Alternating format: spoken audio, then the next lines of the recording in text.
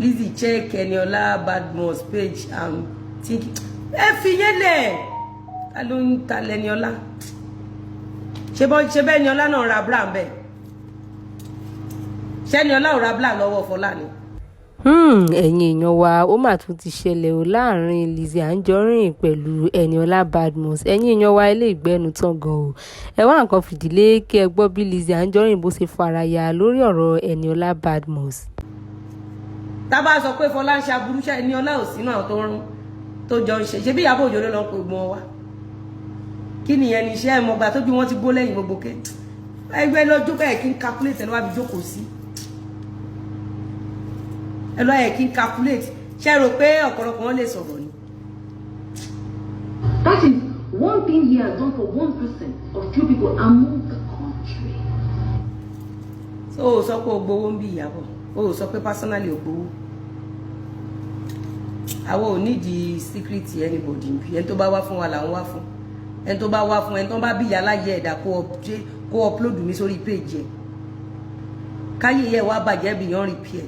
gbogbo update yẹn kò dárúkọ mi tó bá dárúkọ mi ló máa jẹ wòtòwòtò ó ti yé tábàárò lórí burúkú kan táyé ẹ̀ bàjẹ́ tí ò tí ì rí kọ̀ọ̀kan ṣe ń lé ayé ẹ̀ ọ̀rọ̀ tó wà nílẹ̀ yẹn níwọ̀n tó bá fẹ́ sọ kókó lọ lọ́kọ ó dẹ̀ bímọ ẹ ti gbọ́ mi kan tí mi sọ ẹni tí ò bá lọ́kọ kò lè sọ fún wa bá ṣe máa ṣe yé wa ẹni tí ò bá bímọ kò lè sọ bóyá máa ṣayé wa fún wa irú olórí burúkú Ìyábọ̀ Òjó ẹni òfò ẹni ègbé tí ò níṣẹ́ lọ́wọ́ kò lè sọ fún wa àwa tá a níṣẹ́ báyìí fẹ́ ṣayé wa kò tó bẹ́ẹ̀ Ìyábọ̀ Òjó tó bẹ́ẹ̀. She is not talking to me, she is not referring to me. Abẹ́rò pé Tẹ́niọlá gan bá rí ohun tí Ìyábọ̀ Òjó ṣe pẹ̀lú Fọlá Tẹ́niọlá bá mọ òtítọ́ Tẹ́niọlá bá rí fídíò tí Fọlá ti ṣe àti Ìyábọ̀ Òjó àti Esabod ẹ mọ̀ wípé sí Eniola with Ìyábọ̀ Òjó gan dangerous ẹ ní orí then at the end of the day ẹ rí Ìyábọ̀ àti Esabod ni ó ẹ mọ̀ nǹkan tó ń ṣẹlẹ̀ ẹ mọ̀ pé ọ̀pọ̀lọpọ̀ èèyàn mọ̀ nǹkan tó ń ṣẹlẹ̀ then Ìyábọ̀ Òjó máa ìka ẹ̀dá ni Facebook ló ti wá ń ṣorí burúkú jù most Instagram people mọ aburú tí Ìyábọ̀ Òjó ń ṣe àfẹn tó bá dẹjúlẹ̀ ló máa rí pa olórí burúkú lọ́mọ yìí.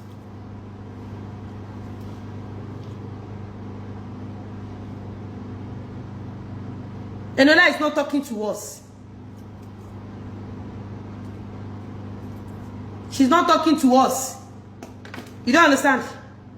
Eniola ṣá ti bá Fọlá náà ra bra rí. Ṣá lọ fẹ́ Eniola rí kò wá fún wa. Tó bá wá fún mi ní wá fún mi ní kó má bẹ anybody ṣe. Má wá fún mi ní dẹ̀ má subject me.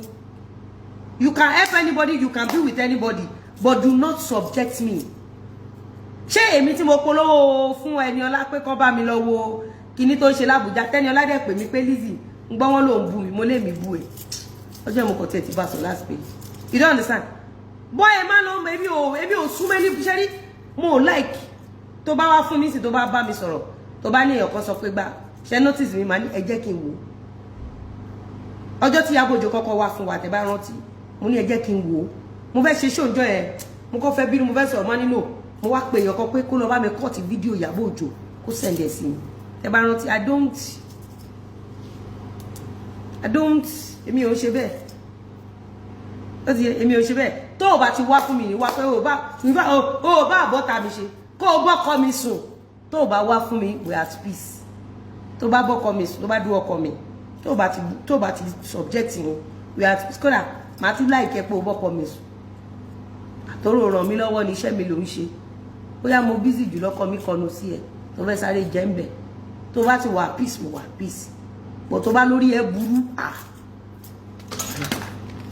gbẹ̀gìrì tó fi ń tó mì sẹ́ ni kò sẹ́ni tó máa jẹ́ kò sí. That's voting on sentiment.